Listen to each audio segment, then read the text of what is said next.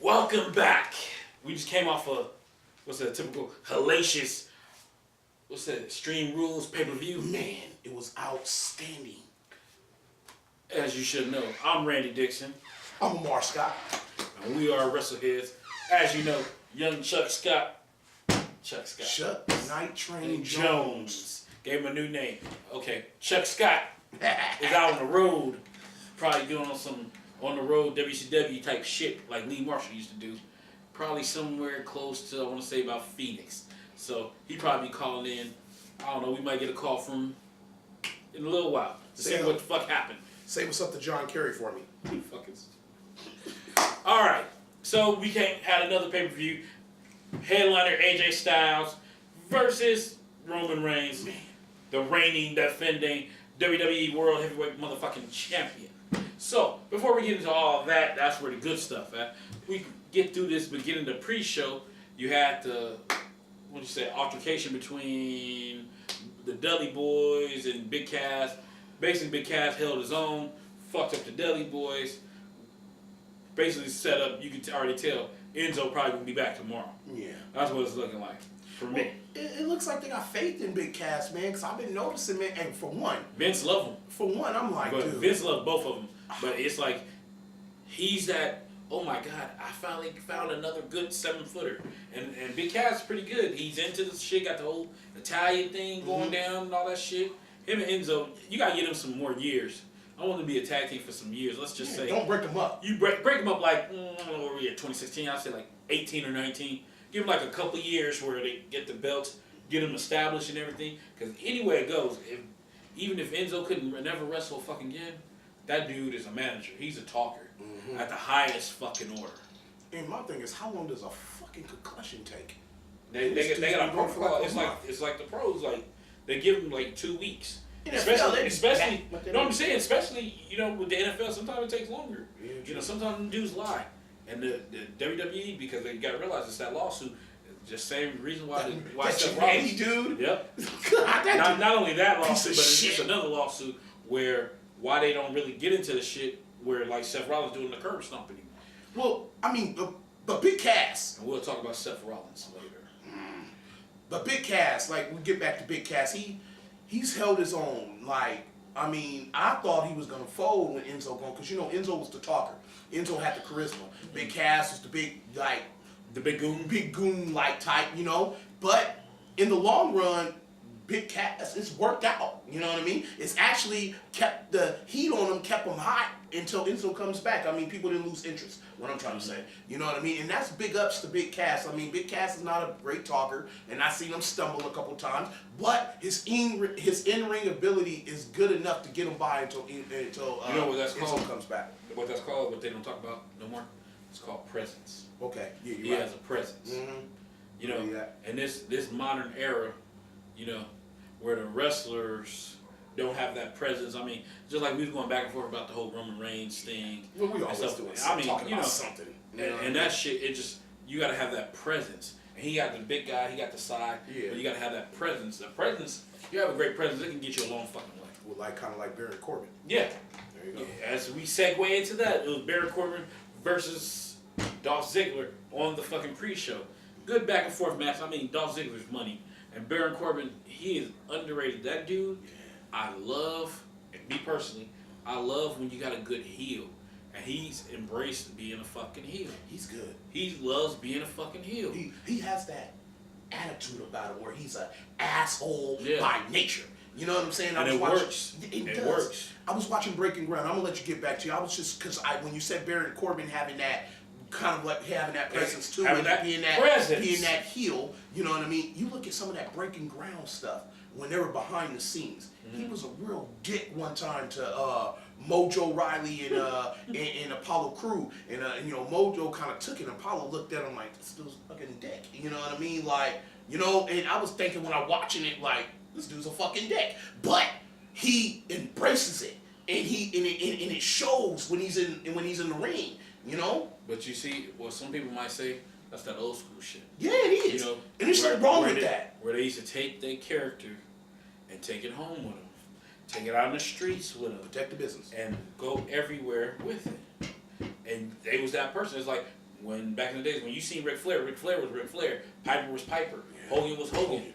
You know, and that's where sometimes they get lost at because the fans are so smart. You know, they try to spend their time pulling people out of character because they want to see the behind the scenes. They want to see the real of fucking people, and that's usually the fucking problem.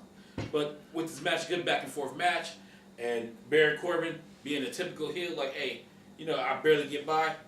Gave Ziggler a shot to the testes, and then hit that fucking end of days, which is a nice fucking move. Hit that shit, 1, 2, 3, good night, nurse. But one thing I can say, Barrett, I thought you was better than that. You didn't have to go for the man's stuff, man. I mean, you're like 6'9", 6'8", somewhere around 6'10", maybe. You're around there. Dolph Ziggler's maybe what, 6'2", 6'3". You didn't have to give him the evil. Right. But it was good television. It was good television. And Dolph Ziggler, what the fuck was that Shawn Michaels, Bret Hart get up you had on? You know what I mean? I just had to take a slap at you real quick, you know, because that shit was awful. But on to the next. Yeah, so after that, then you got Extreme Rules, the fucking pay-per-view started. Then you had the Usos versus the Club, or fucking Gallows and Anderson. Good rough match back and forth, kind of set the early tones for the crescendo that was going to probably happen later on in the night. You know, they went back and forth, not to spend too much time on it. Decent match, not bad. They got decent chemistry. Club came out with the win. They hit, I forgot that damn move, what they call that shit. That fucking Star Maker or whatever. Yeah. But shit, they hit that shit 1, 2, 3. It was about it. But see, here's the thing, though, and this is one thing I got to say kudos to the WWE creative. Now, there was, you know, because there's internet trolls, and I just want to start off by saying some of you guys just need to shut the hell up. You know what I mean? But these internet trolls, it's like, they're going against the Usos. That's the WWE's darling. They're never going to win a match or get put over cleanly.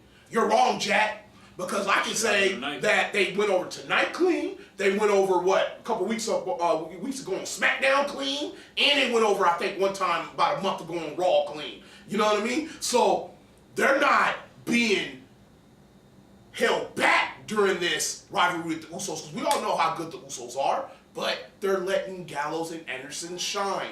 Kudos to creative. Gotta give you that, because it's internet trolls, you know, sometimes they just don't know what the fuck they talking about. And they call themselves wrestling fans. We're wrestling fans. They're just motherfucking guys that don't know what the fuck they're talking about. There you go.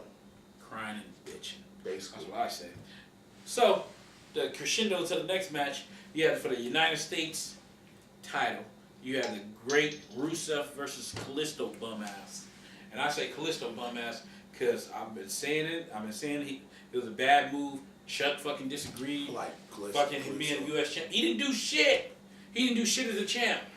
It's almost as bad with Dean Ambrose's reign. And I'm probably, honestly, Kalisto's was worse to me. Is that because Ambrose had more time with the ring. Is that booking? It could be booking. Because you gotta look but he ain't went nowhere. But you gotta look at it this way. Because I would say it's booking because you put him in against Ryback. You know what I mean? You put him in against Ryback. How long did that shit go? You know what I mean? Too long. Yeah, exactly. You know, 1 month too long. So you put him in WrestleMania to you put him in with that shit with Ryback, and you really didn't give him nobody really to. But thank God for the Bulgarian brute. Well, you know, Rusev is back where he fucking belongs, man, and that's on his way to being. Not saying he is the top heel, but saying he is on his way back to the top where he should have never left. Rusev did it how you supposed to. You're supposed to brutalize that son of a bitch, and he went in there and did that shit. He crushed him. He fucking put him in that acolyte, and he pulled that bitch way back. Yeah. He went way for the fences. Had that little motherfucker tapping like a drummer boy. Rusev's out with the fucking title. On to the next. And this is my fear, and I'm saying it right here, right fucking now. Please don't bring back that. Johnny Cena's coming back next Monday. My fear is they're going to pull this last year's shit, like I said on this goddamn show a year ago, where nobody didn't fucking believe me, like Rusev was a rocket fucking Gibraltar, and then you're going to have John Cena send him right to the shit house. It looks like they might be doing that. And I'm thinking it's going to be fucking deja fucking vu, because they like, oh man, that John Cena U.S. title shit, oh, it was so great. Oh, they're talking about it now too. Fuck, you got a point there, because they have been talking about this shit recently. Frankly, if you're gonna do that, you could have left it on Callisto an extra week. You could have seen a fucking FU or what they AA his ass to hell. Yeah. Something. Cause I'm like, Rusev is fucking back. Just leave him back. Don't what I mean by that is let him do him. And this to you, Vince McMahon. I know you and Triple H, y'all have a problem with that fucking dude being with that girl. Cause he's fat. We like him. Shit. Not only he's fat, the dude can go. He's a fucking athlete. The motherfucker's great in the ring. He's great on the mic. You start to see more and more of his personality. He's a world-class athlete. You know what I mean? You see his personality. It's just like he had that. Like I was telling Jose earlier. He had that fucking interview with Michael Cole. You know, he was making jokes and everything. He was like, "Yeah, you like cameras in your house?" He was like, "Yeah, I got a lot of cameras in my house. Be in there filming stuff." Yeah. You know, Rusev has real good personality. I said that dude. I said he has a personality, and I'm like, if they sit here and push him, the sky is a fucking limit. Yeah. That's a heavyweight champion. I remember when he fucking premiered at the goddamn Royal Rumble a fucking couple of years back, and he held his own. Mm-hmm. I said that dude got something. My only fear was him walking around with no fucking shoes on. Now he broke his foot. He learned his lesson. Now he wears boots. From now on, Rocket Gibraltar. So I'm hoping, you know, he just keep going up. So the next goddamn match after that was the fucking WWE World Tag Team Championship. You had the fucking Villains versus a New Day. So to wrap the show, it was a good fucking match. You had your back and forth. Fucking a lot of near falls. The fucking Villains damn near won the title like at least twice. Yeah. And I mean, you had that fucking Freebird shit happen where they fucking worked together and fucking cracked Gosh, I think it was Gosh. Yeah. That's a little one. Yeah. Hit him in the head. Fucking Kofi gave him a troll in paradise from the outside. Fucking Big E gave him something. Then the little motherfucker Xavier Woods gave him like a shining wizard kind of knee shit. And then it was Good Night Nurse. And the New Day retained the titles. I'm thinking they're gonna fucking do what they wanted to do with Cass and fucking Enzo. Yeah. And I think they're gonna put them against them. I think that's the fucking next thing that's gonna happen. Yeah, it has to be. Now, this segue us into the next match was for the World Wrestling Federation Intercontinental Championship. One of my favorite matches besides the main event. One of the best matches of the fucking night. Mm-hmm. I had to say this is like the main event was 1A, that was 1B. Yeah. You know. That match was fucking good. Yeah, it was good. Shouts out to all four of those gentlemen. Even the fucking Miz. And I gotta give him his props. You know what I mean? He has held the title and the Intercontinental title like a champion should have it. I mean, he's doing service for that, for the business. I keep saying this shit. I said he has that heel, I'm a heel shit. That shit you don't realize. With the presence, coming back to that word, I'm starting to sound like fucking Stan Hansen at the fucking Hall of Fame. We gotta have an opponent with presence. But he has that presence. He comes off like a big time fucking heel. I mean now, which helped him out bringing his fucking sexy ass, beautiful French Jean-Pierre Lafitte ass wife back with him, and I just give him a little extra over. Yeah, he's the slimy guy now. Yeah. And he you see how he weaseled to win that. He works it well. That shit was hard. He works it crawled. Well. He didn't have to crawl. He could have walked, but he crawled from one side of the ring to the other side of the ring like a snake. Slithered his ass in the ring, crawled and got the pin out of nowhere. And that match was so fucking good. That could have been the main event. You know, that match was good, man. Those four guys got it done tonight. And you got to give all four of them their you got to respect. remember this, people. They got chemistry. Them dudes got chemistry. You know, Sami Zayn, he's cool in my eyes, good wrestler and everything.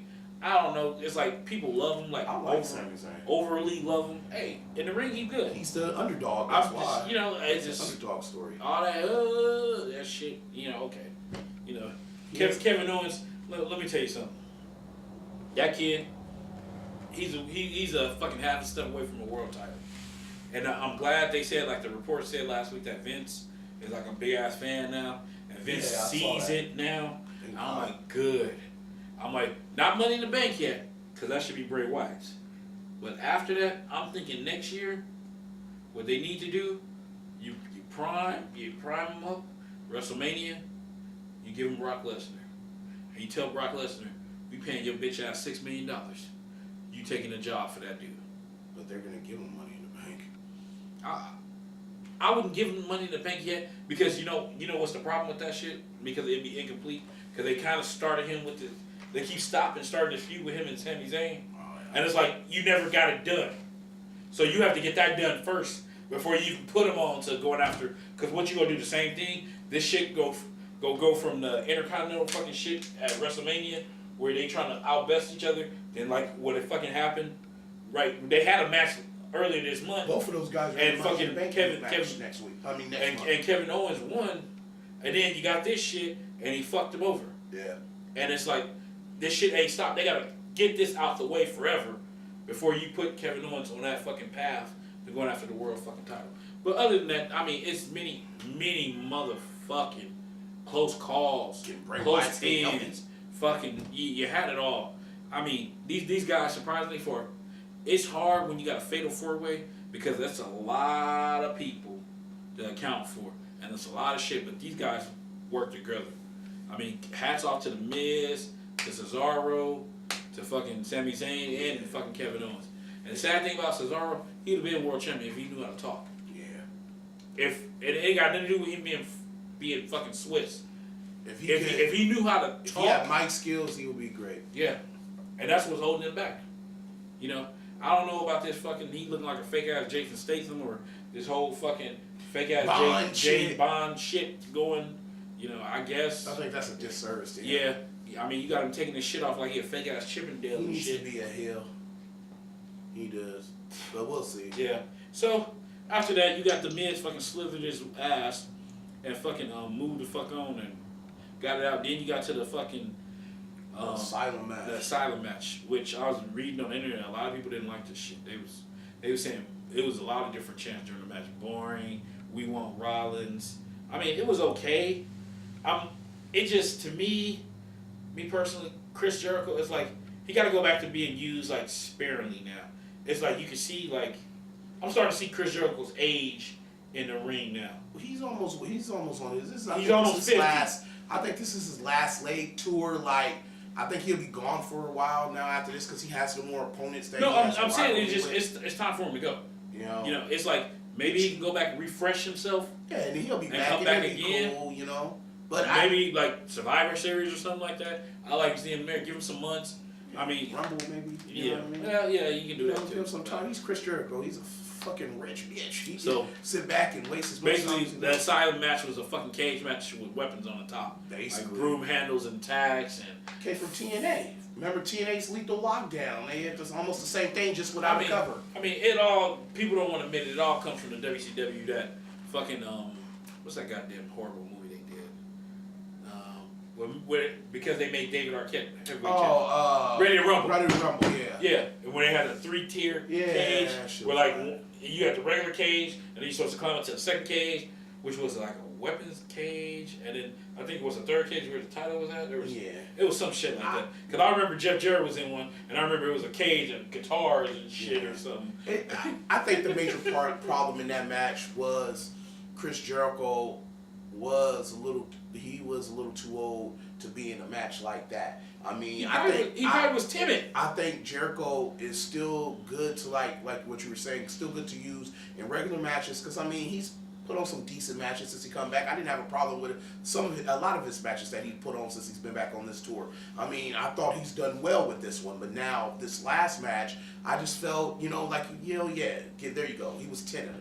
He was like, he didn't want to do anything because he didn't want to get hurt. Yeah. You know what I'm saying? I mean, I'm surprised he took that seven of thumbtacks that. You can't be in the ring if you ain't got that killer instinct no more. Where you like, okay.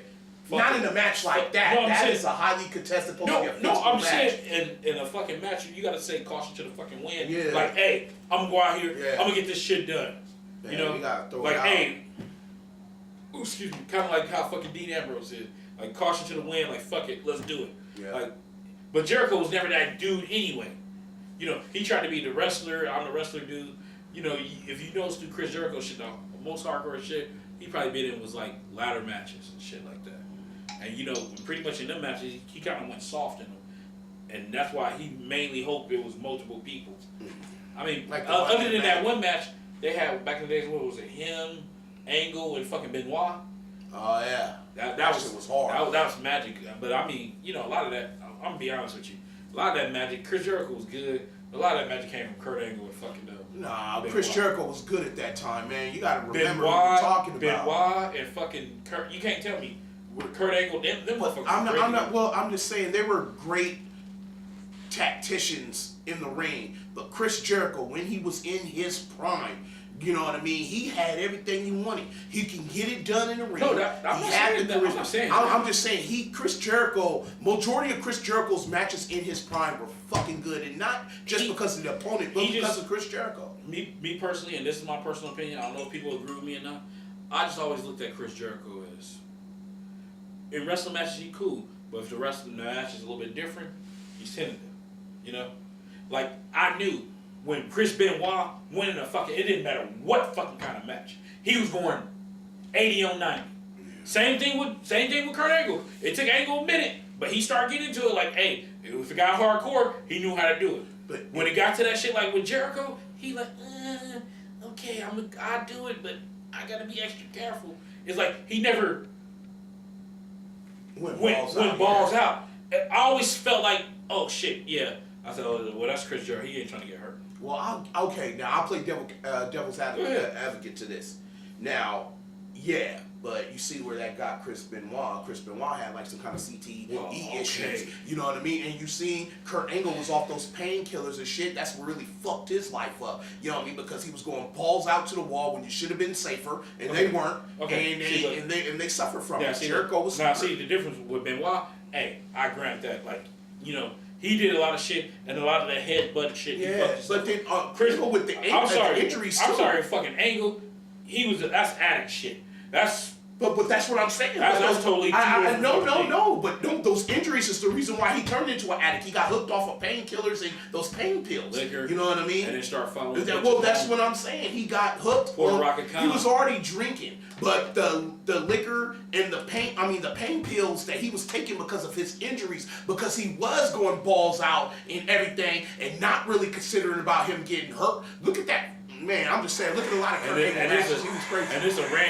And it's a Randyism. You know, Charles probably wouldn't want me to say if he was here. You know, Kurt Angle liked the black ass. He sure does. Hey, I agree with you there. I endorse that message because he does. You know what I'm saying? But nonetheless, to get sidetracked off all that shit, to me, that's what takes away from Chris Jericho. He's a Hall of Famer, but put him up on another fucking level. See, it's like the same thing with Shawn Michaels, right? Shawn Michaels went so far the first time, but when he came back that second time, even with his fresh back and everything, to me it seemed like, it was like I could do whatever. He still. And he came back. To me, he was better than he was the first time. The second time around. Sit back and think about it. I would say his ring. You know, I'm one of the biggest Shawn Michaels fans you could find. I could say his ring generalship was better than it was in the first time, and he actually cared about not just having a good match for himself, but having a good match with the opponent and having an opponent having a good match. He learned how to call better matches he came back. But that's what you know what I mean? But when he was there and before he got hurt, man, athletically, Shawn Michaels did it all. I mean, he did a lot more than he did when he came back. But you look at that dude because he could do it. He was one of them dudes. Even when he came back, he'd taken 5 years off. Oh yeah, I'll say that he was one of the only guys that could take 5 years off, come back, and look like he never left. The guy looked good. To me, me personally, in my opinion, he was better than he was the first time. Yeah, Shawn Michaels was great the first time, but to me, the second time, oh man, he just went. He fucking added to his legendary status. How he came back, I mean, people, kids, youngsters. It's one of the greatest fucking matches that gets slept on. And I mean, people might say it because of what happened in Chicago, but WrestleMania 22, him and Kurt Angle, Jesus fucking Christ. That was good. Was it 22? No, it was 21. 21 and fucking, it happened in Hollywood, LA, at the Staples Center. Yeah. Excuse me. You know, I already think Chicago. Was good. But that goddamn match, my God. Match you You seen it all of that. You seen psychology, wrestling, everything, high drama, everything. You want to watch a fucking match? Use your YouTube. Go check that shit out. My God, that just fucking magnifique. Yeah. And that's always been my personal opinion. That match do not get enough credit for like when they be going down the list for the best matches of all time. I'm like that fucking match. And here's another one. Kurt Angle match. Fucking if you can go back in the time, it was fucking Kurt Angle versus Undertaker. One time it fucking happened. It was one of the pay-per-views. I think it was a No Way Out. Some years back. Fucking match. Man, you fucking feet. I would say that one of the best Rock Triple H matches was, and people don't talk about, is that Vengeance match that they had back when The Rock guaranteed he was going to walk out with the title, and he did. I mean, that match had it all. It had high drama. I saw one of the best matches The Rock wrestle, along with Triple H getting it done. I mean, it was, and then nobody talks about it. You know what I'm saying? Like, that match was fucking outstanding. You know what I mean? But that's neither here or there. We'll move on to the next one. Yeah, the next match was for the WWE Women's Championship. Yeah. You had the incumbent champion Charlotte. You had versus Natty, who's been talking shit. Ric Flair barred from ringside submission match. So a lot of good back and forth submissions and all that shit. Natty fucking making like, oh yeah, I'm the bitch in charge. And you got fucking Charlotte. To hurry up and wrap this shit up. What ended up happening? They got distracted. Where fucking Dana Brooke. So I'm thinking she's gonna work for Charlotte now because Emma's gonna be out. Yeah. Because it looked like young Emma's not gonna be back to the end of the year or maybe next year. So it looked like she's gonna line with Charlotte. She dressed up as Ric Flair. They hit the music, came out, distract her, bam, motherfucking she got fucking Natty. So she tapped out to the figure 8. Well, I mean, I gotta give it to Natty. She's done good in this role that she has. You know that's the old veteran. Yeah, that's what she is now. Yeah, she's done good in the role that was given to her that should have been Sasha Banks. Got to just put that out there. So, you know, I got to give her kudos because they weren't using her right for a while. I mean, you use Natty to enhance your talent, and she's done well. So I just want to give Natty her props. She still can go. Yeah, she still can get it. Poor girl. I mean, nobody say this shit, but I'm glad I said it. She looks so sexually frustrated. She can still get it. I'm sorry. Tyson Kidd, he don't look like he that dude that put in that work. I'm sorry. It's just facts. Facts of life. Hey, you're not the only one that feels that way. What's the fuck? What's the name say? Gravy Train. Yeah, he was like, that's not just a fact, but that's a fact of life. I'm sorry, and I feel bad for her. You know. So get too good and do that shit. Now leads us to the fucking main fucking event, the Extreme Rules match for your WWE World Heavyweight Championship.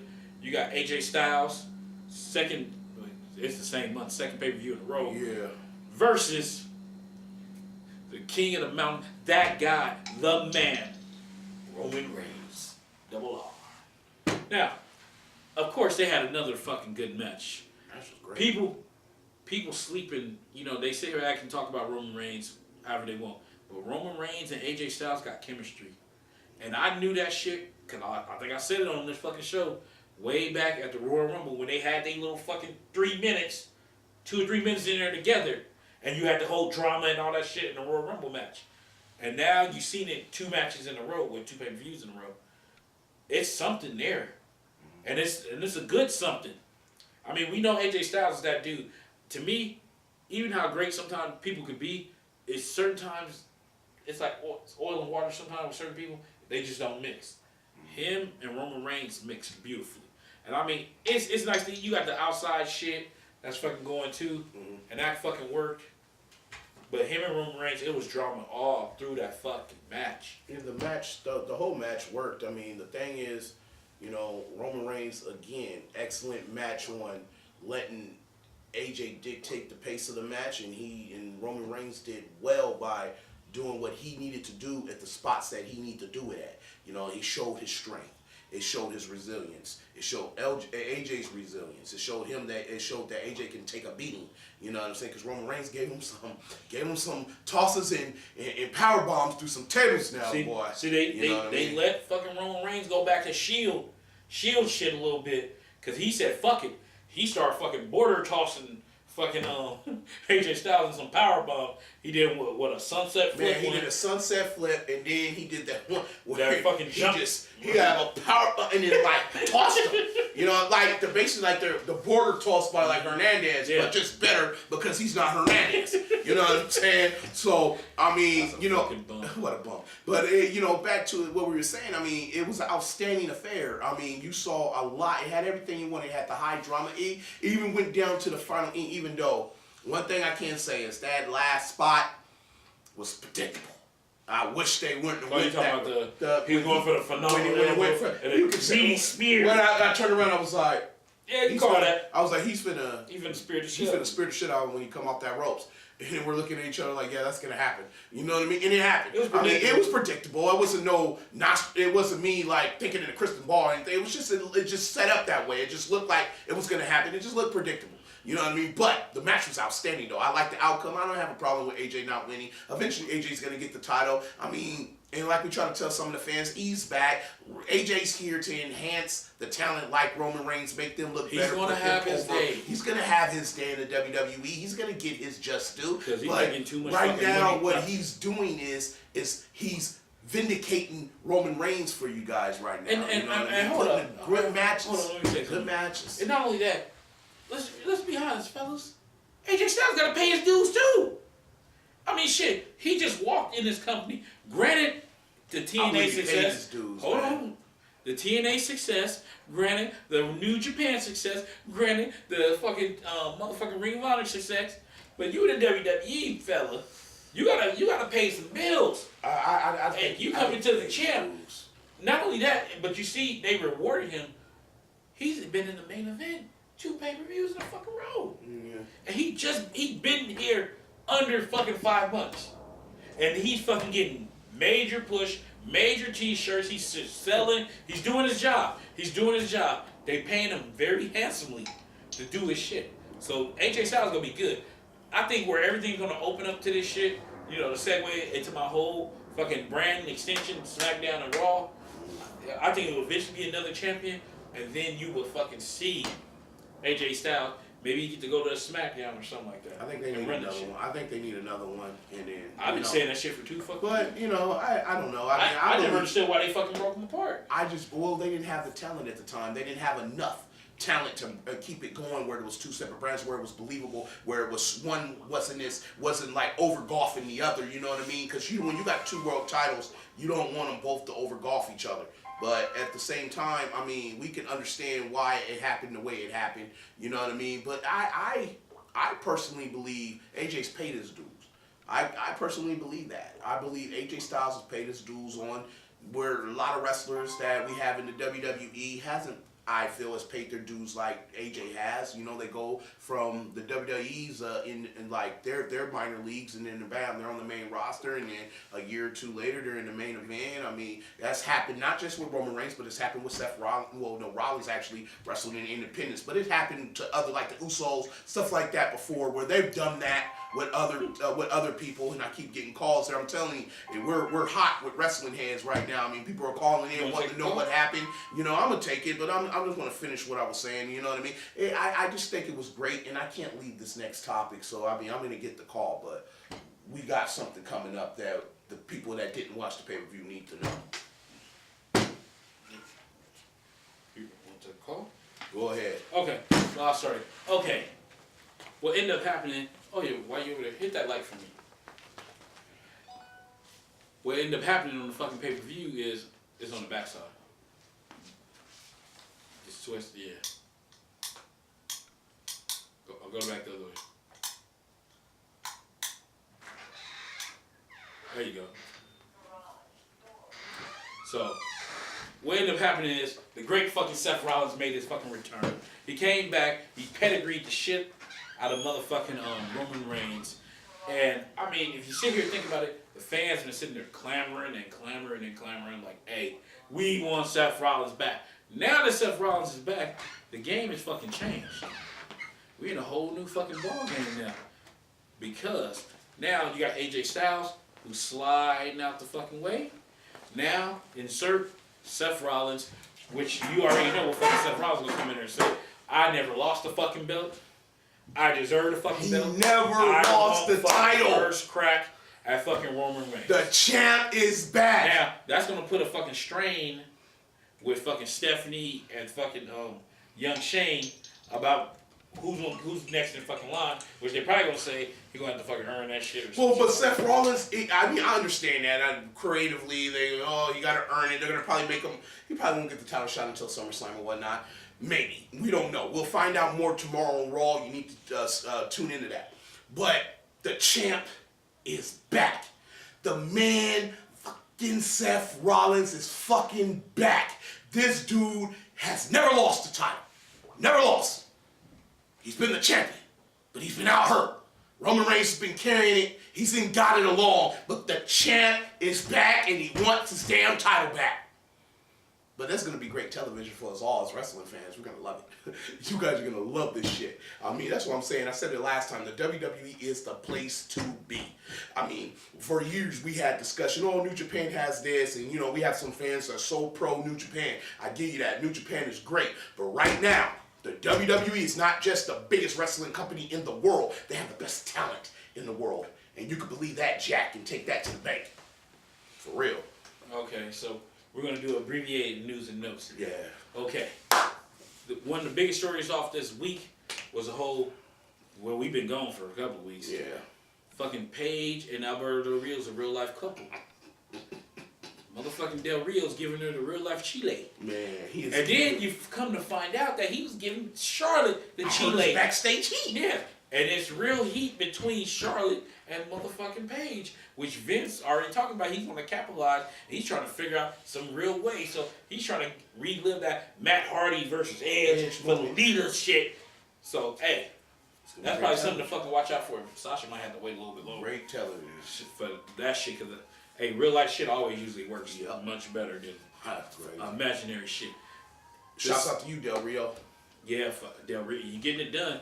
You take CM Punk's mantle and you fucking run away with it. Because CM Punk was one of the biggest hoes of all fucking time. Mark your words. CM Punk got 11 famous victims. You better look on that shit. Yeah. That dude, see, look, somebody already saying something about the Wrestleheads. CM Punk is one of the most famous hoes other than Batista. Batista get a lot of fucking credit for that shit. He was Batista bombing hoes from left and right, which includes Kelly Kelly. It seemed like Kelly fucked like 10 fucking people. She married a hockey player. Yeah. She fucked like 10 people because Orton on that list, Batista on that list, CM Punk on that list, somebody, I think Mike Knox on that list, and that's just 4. That's dangerous. That's 4 on top. But the real other top story that happened today, Cody Rhodes a couple of days ago asked for his release, and he was granted his release before the pay-per-view today. Cody Rhodes is a free agent, sports entertainment free agent. That's big. This is kind of tough because the WWE, Vince McMahon, Triple H, you're my kitchen bitch. All right, let's get that out the way. Now, with young Cody Rhodes, second generation wrestler, grandson of a plumber, son of a Hall of Famer, brother of a future Hall of Famer in Goldust. Mm-hmm. They sit here, this kid got so much talent. He's been there. I didn't realize till I was putting all this shit up today. Cody Rhodes was in WWE 10 years. Yeah, he's been there for a while. And they got him jobbing on superstars.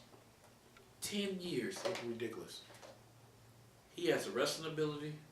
He has the persona. Mm-hmm. You think about this. Team Rhodes Scholars. He has the goddamn... Team Rhodes Scholars. Him and Sandow are both free agents at the same time. He has the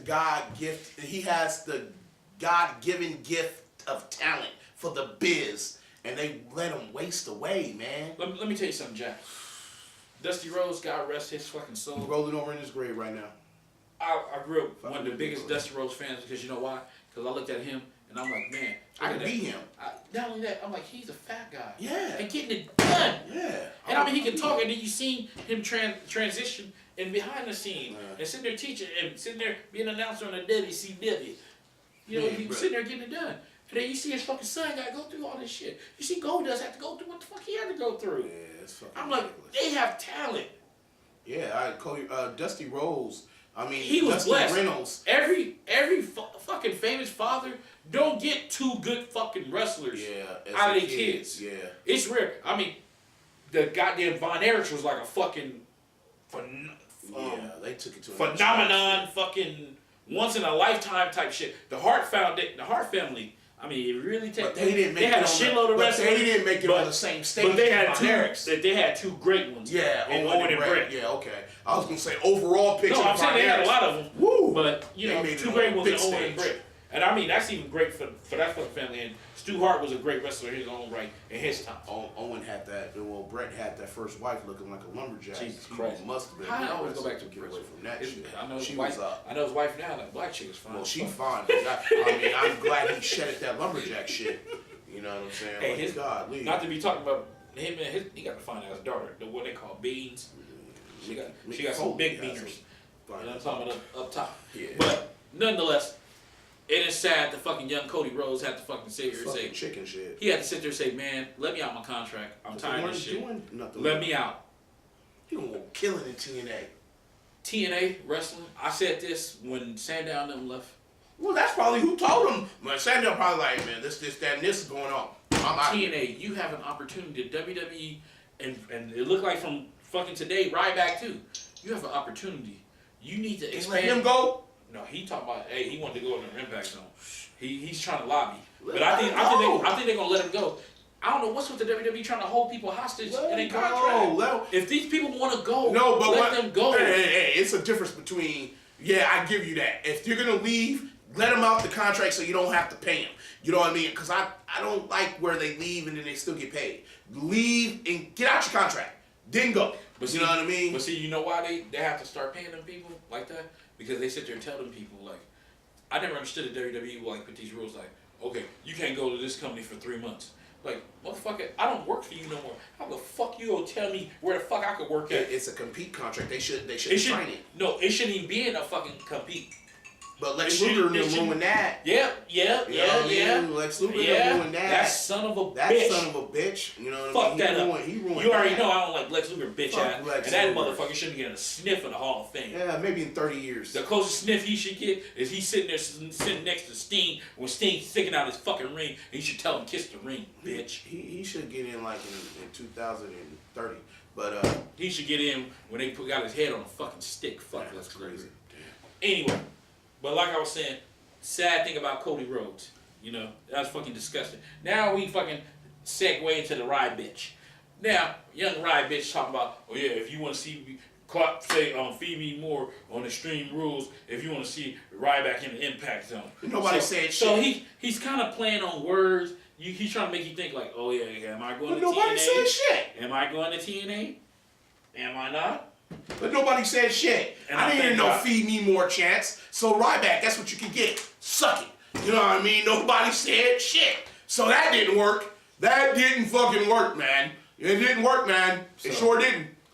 So with that I don't want to even waste time on that bum bitch. So, I can't stand him, man. So these goddamn days of wrestling, go try to fucking shell out some more shows. You know, it's getting closer. Young Chuck Jones, I'm predicting back in 2 weeks. So hopefully we get another goddamn show out there before that, but you know, competing schedules and shit like that. It's kind of hard to try to get these goddamn shows in.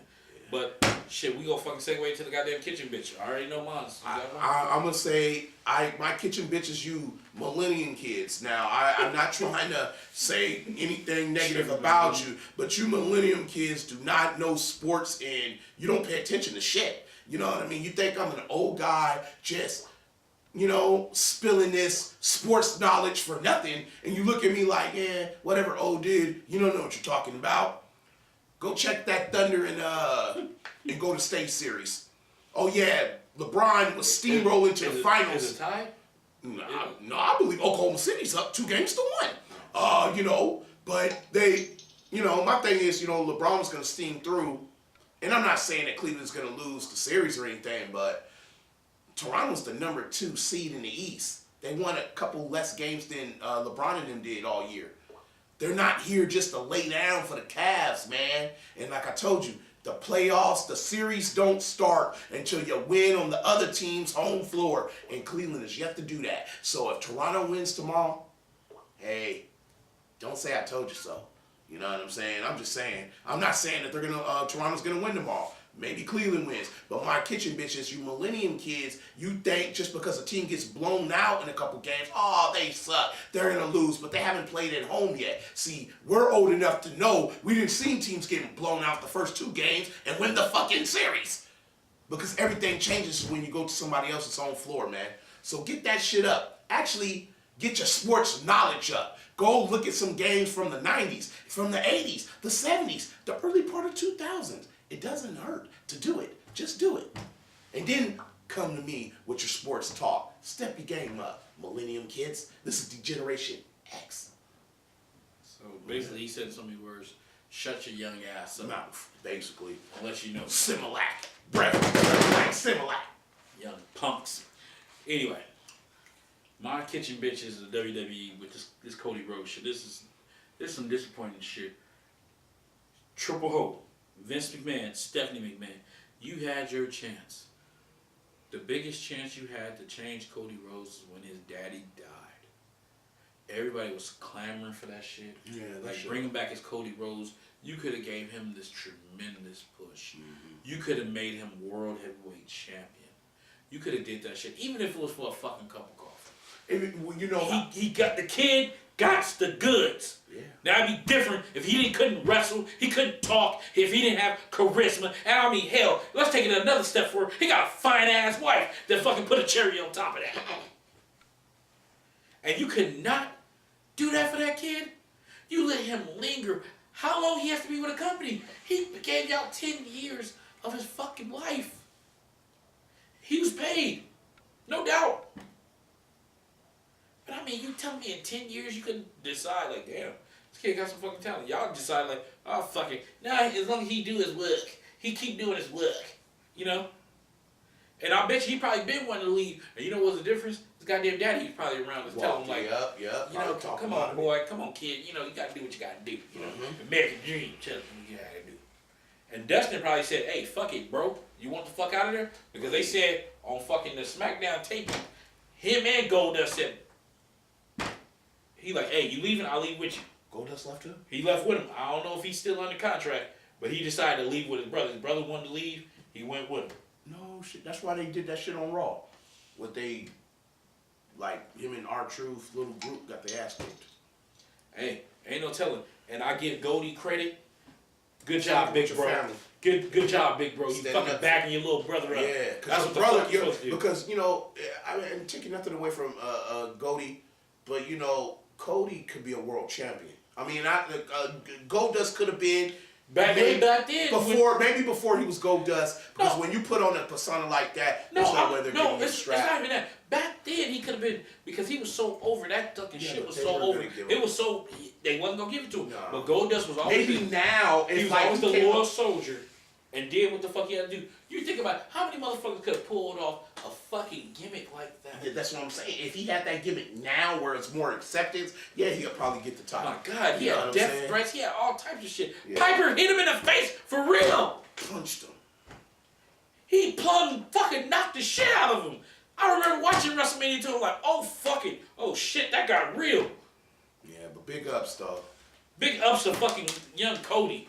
Yeah, man. And Vince, Triple H, you ought to be ashamed of yourself, man. And on a side note, Dixie Carter, if you don't sign them fucking people, your company deserves to go in the shit out. Find some you have a chance. You have a chance to fucking turn around your fucking company. And you could probably get them at a discount now because they just want to prove to the WWE that they're main eventers, so they'll take a little less money just to main event on your program. Hey, you want Ryback? Wait, fuck get his ass. Well, take Ryback and have him job. Cody, fucking Sandow, fucking Bad News Barrett, Wade Barrett. Them should be on the top of your list of fucking sign. And that's all I got to fucking say about that. And that comes to the conclusion of this fucking show. Keep nailing that fine ass wife, Cody. Yeah. Shit, I don't blame him. I be giving her ass crossroads all the time. For real. Wrestling heads. Ow!